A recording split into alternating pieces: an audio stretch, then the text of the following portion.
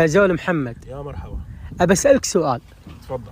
الآن وش قصة المعمل اللي عليكم على رؤوسكم، وليش طولها 4 متر؟ 4 متر ونص.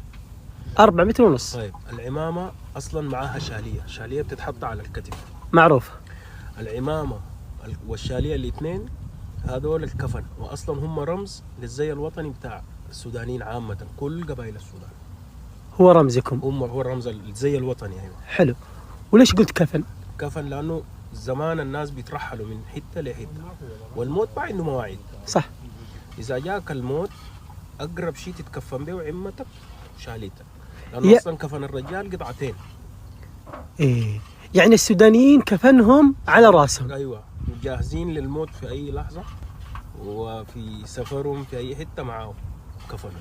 لا. طيب يا زول محمد، النساء كيف؟ بالنسبة للنساء بتلقاها شايلة لها خاتم في صباعها، وبتلقاها موصية متى ما يعني زي ما بقولوا يعني وافت المنية يعني الموت. ايوه. بعد يكفنوها يتصرف الخاتم حق الذهب اللي في ايدها، عشان برضه كفنها يكون من جيبها هي. الله. يعني هذه عندكم انتم؟ ايوه عادة. يا اهل السودان عاده. نعم ايوه.